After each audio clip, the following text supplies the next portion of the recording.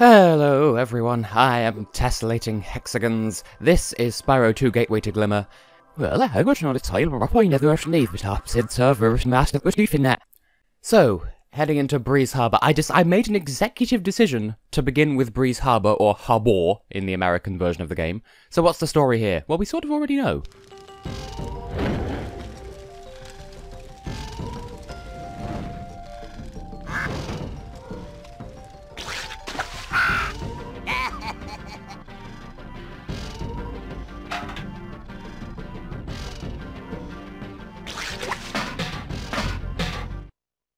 So, yes, this is the other side of Zephyr. This is Zephyr Harbour as opposed to Zephyr Meadows, and oh, we could completely ignore the first guy if we wanted to, but no, I want to hear from the bird's mouth what the story here is.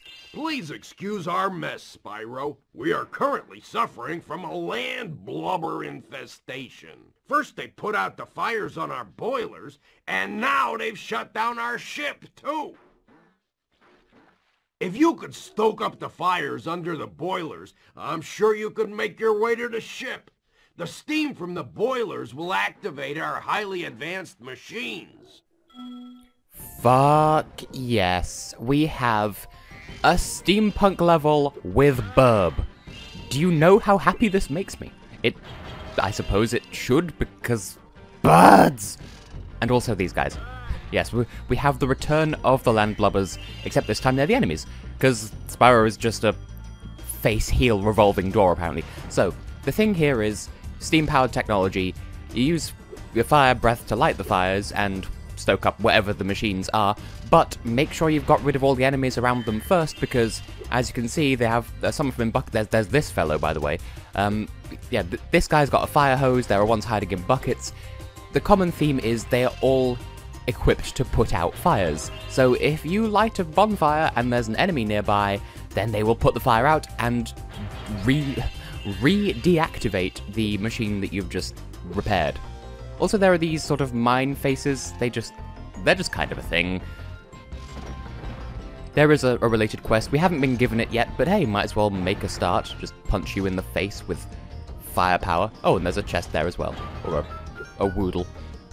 A butt notion. Why is that? Okay, hello, friend. I don't know why that's the first place my brain went to describe one of those locked boxes. Now, as you can see, there's a guy on the other side of this wall, so just aim carefully, I guess. You sort of can't see where you're aiming, so try and infer where you should be throwing the cannonballs. You can get a rough idea of where the right place is and where the wrong place is, just in terms of if the cannonball hits the wall that we're trying to aim over, then obviously you're aiming too near. If you hit the wall behind it, you're aiming too far, and if you get the counter in the corner, then you've hit the target. So, whippity-whoopity-wahoo. One-ya. Now, just to demonstrate, we could light this up, but him over there with the apparently he's too far away. Well, okay then. Oh, he was about to... I killed him a little bit too soonly. He was about to hop over and put this fire out. That's sort of how the enemies in this level work. Now, there is something else with this level that's rather infamous about it, but we'll get to that when we get to that. Now, that last mechanism actually raised the water level here. I'm not entirely sure how that works, but hey diddly ho, and a hey nonny no. Huh. There is something meme-worthy in this level, we'll get to that in a moment, and yeah. Now, there is one interesting thing about this level, but I don't think it's actually interesting, which is a really fun way of describing it, but every level in this game, now I thought about this during Zephyr, well, the previous episode, but as far as I'm aware, every level in this game has a power-up gate. And for the life of me, I can't remember what the one here is, if there even is one here. I'll finish this thought in a moment. Hello there, friend. Those land blubbers have littered these metal spike mines all over the harbor. If you can clear them out, I'll give you this orb I found in a clam yesterday. How did a clam get an orb? And why is this 4 stars? It's just go to places and shoot carefully. There's not like any whisk. That's not even me trying to say risk and it coming out all Jonathan Ross. I wasn't even aiming for that. I was aiming for that. That wasn't even me trying. I literally meant, you know, whisk, the implement. And you can just sort of spam cannonballs and it gets the job done. So yeah, we've hit the thing that's over there. We've killed both of the mines in this area, so we're making good progress. So yes, yesterday when I finished... Oh, not yesterday. Last episode, when I finished recording, I did have a little think to myself, okay, well, I thought going into the last episode that there wasn't a power-up gate in Zephyr, but there was. Is there any level in the game that doesn't have one, apart from the homeworlds and the speedways? And off the top of my head, I rattled off the power-up gates in every single level.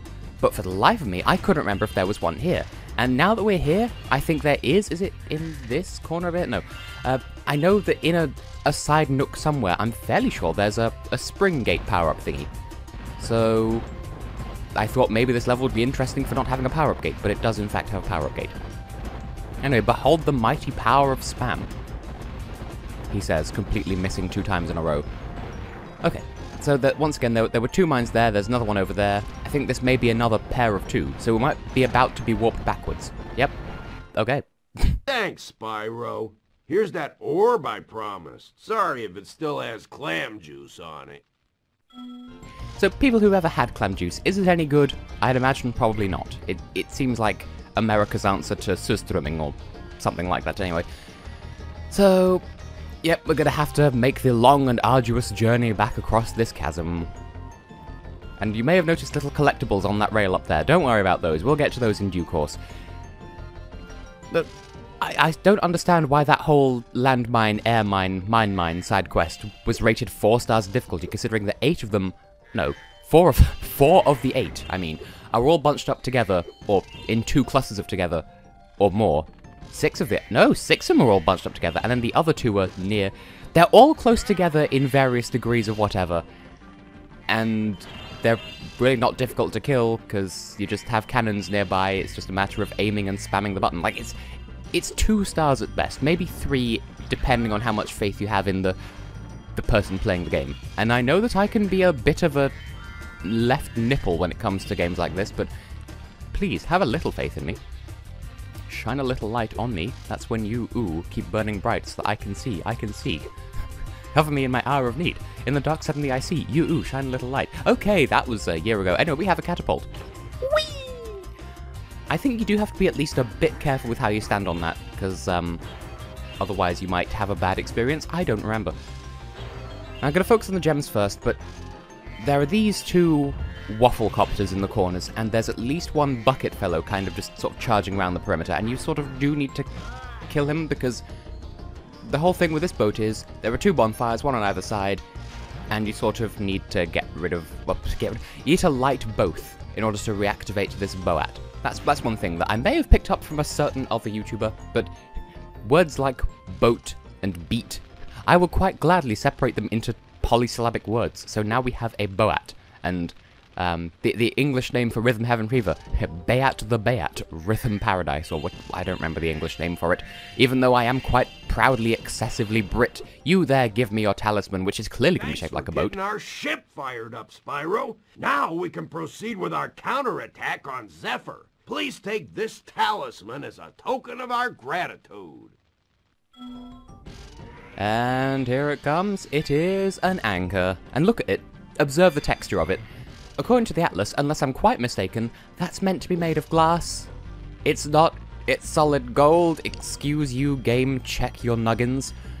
Okay, so I believe we've done basically everything else. Yeah, there is a power-up gate here. What was I thinking? There are no levels in this game that don't have power-up gates in them, except for the homeworlds, the boss levels, and the flight levels. But the flight levels are one big power-up.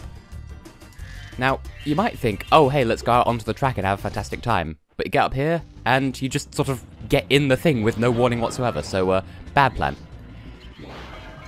So here's the meme. Here come the meme. Trouble with the trolley, eh? Well, just use the D-pad or analog stick to change lanes. Press the X button to jump, and press the circle button to fire the cannon. See, I forgot that you could just get onto the trolley by itself. I thought you had to talk to this guy first. I thought jumping on it would automatically get him to explain the deal, but... whatever. Say your piece. Trouble with the trolley, eh? Oh, you don't even... It's not even a say yes to accept... You just have to climb up here. Okay, well, I apologize. So yes. 5-star difficulty, considered by a lot of people to be one of the hardest missions in the game. I don't know. I've never had trouble with it personally. I mean, yes, it's meme-worthy, but... Okay, I missed a gear there. Now, funny story. as a youth, okay, there is definitely a gear there that I need to go around again and get. I recall... Okay, apparently I did get the gear. Okay, well, never mind. I recall not having trouble with this mission, but having trouble finding this mission, which is absolutely batshit bananas, I know, but, yeah, I just couldn't find... I could see that the gears were up here, I just didn't know how to get to them. So, I don't know how that happened, but it happened. So, okay. You do have to shoot things to make them change lanes, and I do believe you have to get all 50 in one clean run. So, be careful of that. And that. And apparently I took the lane change a bit too soon. Trouble with the trolley indeed. And we're back on this lap again. Maybe I shouldn't commentate. Maybe I should post-commentate this, because otherwise I'm clearly going to have a bad experience. I'm gonna go this way. Fight me, sir. Except don't fight me, I would like to have a fun time with this gear collecting, which...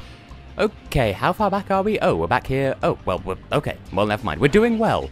I'm just missing 12, and I've been taught that if these things drop TNT, then... Shoot the TNT, don't be a hero, don't jump over the TNT. Oh, wow. This is going well. You see, this isn't that difficult. This is my third, fourth attempt. It's not that difficult, he says, nearly fucking it up. Question is, which way do I still need to go? Oh, okay, that is not an easy thing to hit. Stop dropping barrels. So rude. Okay. I'm not entirely sure how one goes about specifically aiming at the, Why do you keep dropping these things in front of me? Okay. Yeah, this isn't difficult at all. I don't know why people think it's that difficult or meme-worthy or whatever. That was great work, Spyro. Now I can start fixing my machines. Here, I don't have room in my toolbox for this thing anymore. Yeah, I mean, I understand sort of why it's considered 5 out of 5 stars of difficulty, because it is a touch tedious, I suppose. But for a lot of people, that's like, oh, the big no-no of the game. Like, oh, that's really difficult. Oh, you're gonna hear the phrase "trouble with the trolley a lot," and like, no, not really. It's kind of not that difficult. So maybe that makes me OPF as a Spyro player. Now, how many gems am I missing? 40. Oh wow, where have I not been? I've done a lap of the entire level, and I've got all the orbs, and I've got the talisman. I'm guessing that at least part of this will be the box that I opened on the trolley itself, but I'm not entirely sure where those gems would have been thrown. I may have to excuse myself for a minute to go and locate. Just locate, you know. Oh, wow. Okay, it must have been I must have got those fairly early on and just not picked them up. Either... Oh, duh. Those will have come from the locked box thing that was over here-ish, I think. I don't remember whether it was the one that I got with the cannon or one I got with the trolley, but either way, I thought maybe I'd missed an entire area, because 40 gems? Damn, but nope, it was just 4 tens, so I'll just meet you back at the portal with the ending cutscene of this level in hand. Boat! No, not worth the risk. And here we go, end of Breeze Harbour once and for diddles.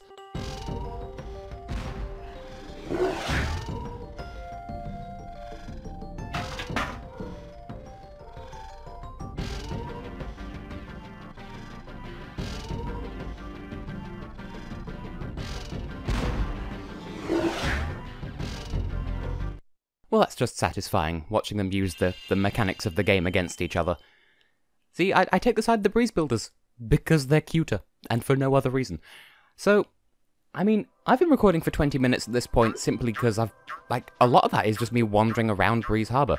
So part of me's thinking I could probably just fit another level in, like I could do a speedway, or I could just pop over to Crystal Glacier. I really don't think it'll take that long. I mean, sure, it's by no means a small level, but I mean, neither is Breeze Harbour. That took about half an episode once all editing is done, so yeah, sure, Crystal Glacier, let's go.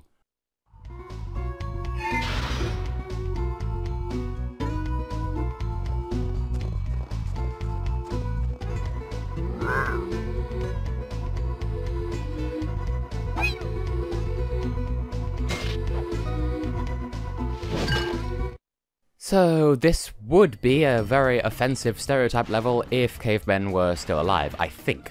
So what's the story here then, friend? Spyro, the ice wizards have imprisoned our leader, Shaman Tuck.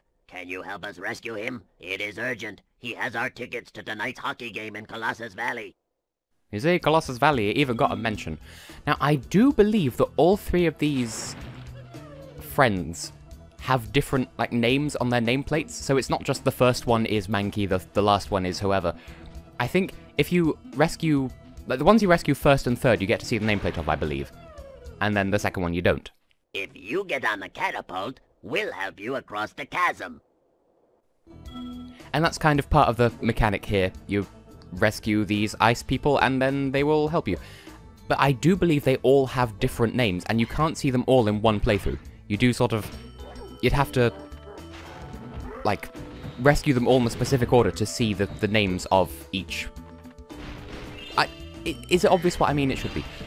And also, these little snowballs with legs, they're also the fodder in the second homeworld of Season of Ice on the Game Boy Advance, and that's where I saw them first. Now, similar to the land blubbers in Breeze Harbour, the nice guys here, if you unfreeze them, the ice wizards will just refreeze them, so make sure that the ice wizards are dead before you start helping anyone. It's just common sense, really. And once again, the last one that you save will talk to you, so, you know, I believe they all have different names, but I've never bothered to try and actually prove that. So, if you can't move after melting an ice cube, then they're going to talk to you. Watch! We'll help you climb this wall up ahead. Also, look, we have underwater vases with dynamite attached. Don't charge them, they will do you damage. That was a terrible attempt at following the vase with the camera, but yes. You light the dynamite, and then it goes foo, and it flies up and then comes back down, and it takes ages to go into first-person view, so you sort of missed it there, but it launches the vase up, and then back down again, and it smashes. Now, I just like that. If you charge into them, you will take damage, and if you're too close when they explode, I believe you will also take damage, so have a care. Just one care, but still. Have a care and spend it wisely. Don't spend it all in one place, but spend it wisely.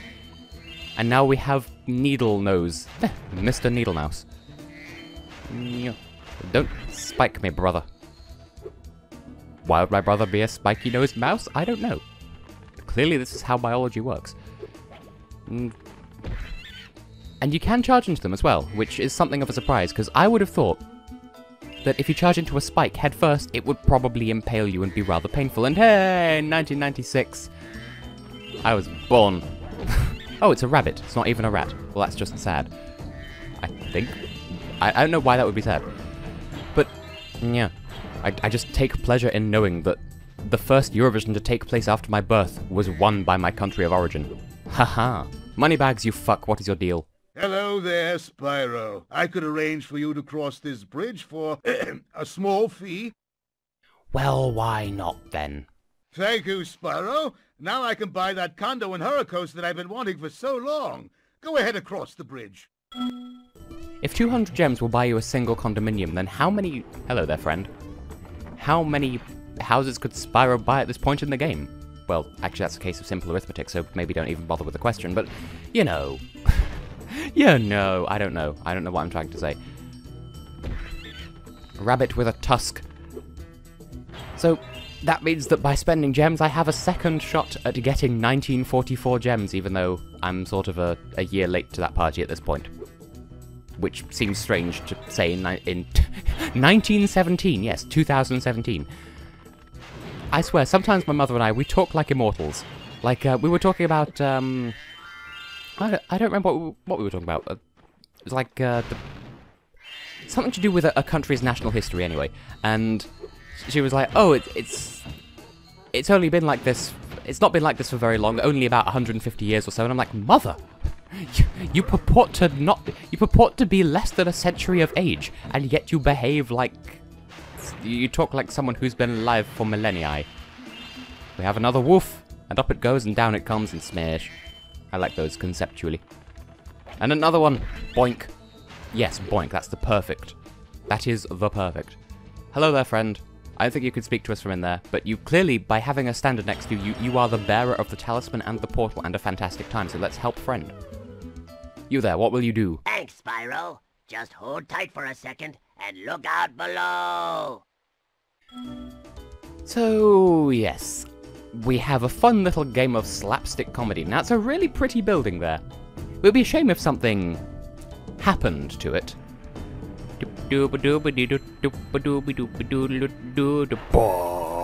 Because that was a very necessary interjection on my part. Ow! You'd think those guys could have got me out of here without rolling a 2-ton snowball onto my head? Here, take this crystal. I traded some hockey tickets for it. He doesn't even have the hockey tickets anymore. Also, I do believe that that the spelling of ton is corrected in the European version. So, yay. At least I think that's the case. Now, we could leave now, but 1945. Jamala would be.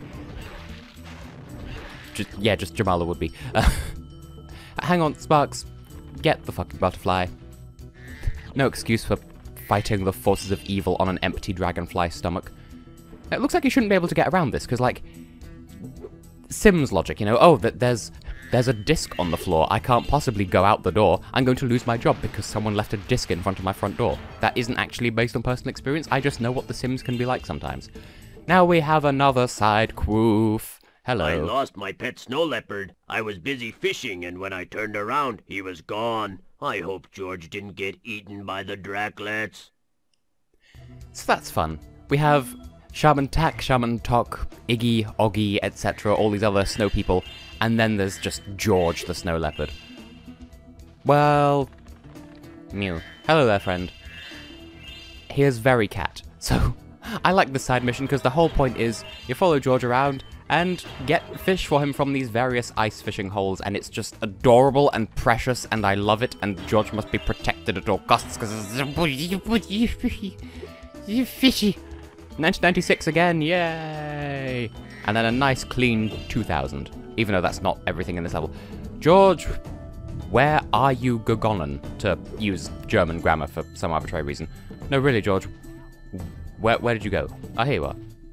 You can sort of infer that that he's sort of hanging out next to these fishing holes because he wants a fish and he's trying to catch them. He can watch them plopping up and down, but we need to help and actually de-salmonella them by roasting them with our face flame. This is just so cute. He leaves little paw prints in the snow and everything. You see, he even sort of reaches out to try and paw at them when they come out of the water, and it's just, yo, it's so much more precious than the equivalent in Idle Springs, and it's just, so cute. Hello there, friendo. I will help you with a subsequent fish. And the hitboxes are very generous as well. So the whole point here is just feed him at every hole, and then he starts following you, I think. Are you going to follow me now? Are you following me? Good. Yes, we've trained him with fish. You know what? I'll just keep you. I'll keep you at the arse of my screen, just so I can see for certain that you are indeed still following me. Are you still following me now? Can I bring you home? I can bring you home. Well, that's good. So cute. No. You found George. I'm so glad he's safe. I'll be sure to pay more attention to him from now on. All I have with me is this round shiny thing I caught while I was fishing. You can have it if you like. And then Flood pops up in the corner to say, always be kind to your pets. Because video games with morals. And, as I thought, we're actually blasting through this level fairly quickly. Which is good, because I've been recording for like half an hour now, but that's entirely Breeze Harbour's fault. So, you can sort of tell we have a mission here. But there are these things. These are the so-called Draclets. They respawn, that's why they don't yield spirit particles when you kill them. We're going to need to fly through this cave using the Superfly power-up and kill them all in one clean run. Which means that we're not really going to have time to come through and get the gems, so might as well do a little preliminary run-through first. I'm saying all this as if I've practiced this. I have not. We can't go any further this way. Well, ain't that a kiss in the pisser? Which I'm apparently just making a thing now. It is nice that they give you little health respawnatives in here, but you won't have time when you're coming through here on the actual mission, so... Yeah, there's the flight power-up. There's a Draclet that I thought was caught in the whirlwind, but evidently isn't. Evidently. Blah.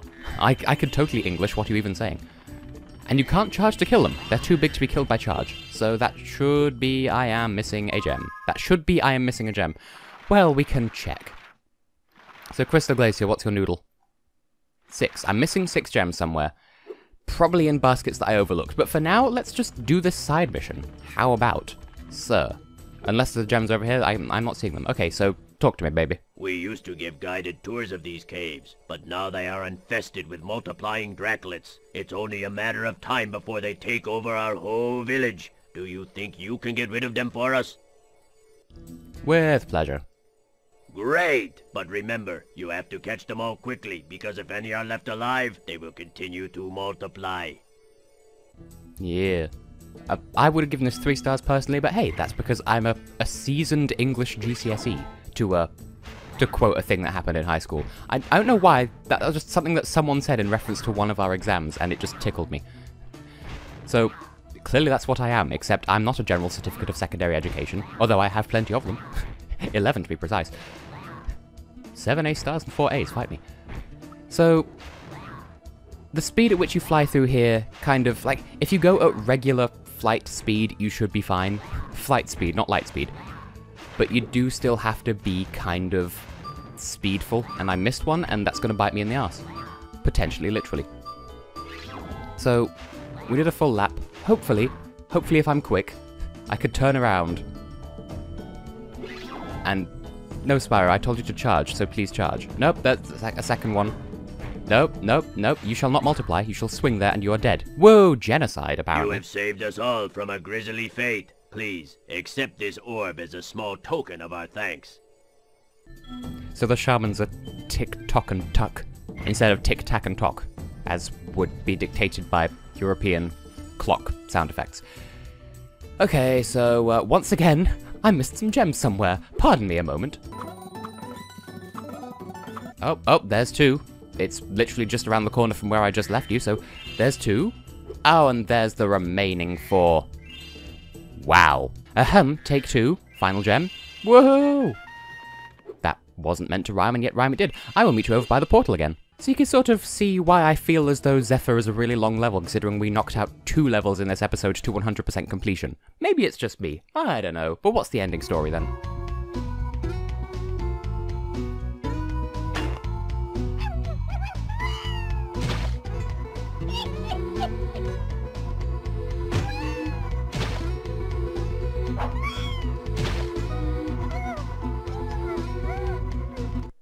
They're so cute when they're stupid. Just like real humans. Haha! It's not racist if I insult an entire species, right? Right? Okay, so anyway. That's 2 levels knocked out in 1 episode, I hope. So, back in Autumn Plains once again, and I can say with certainty that I have been and will continue to be tessellating hexagons, and in the next episode we will probably go to Skelos Badlands in all fairness. See you then.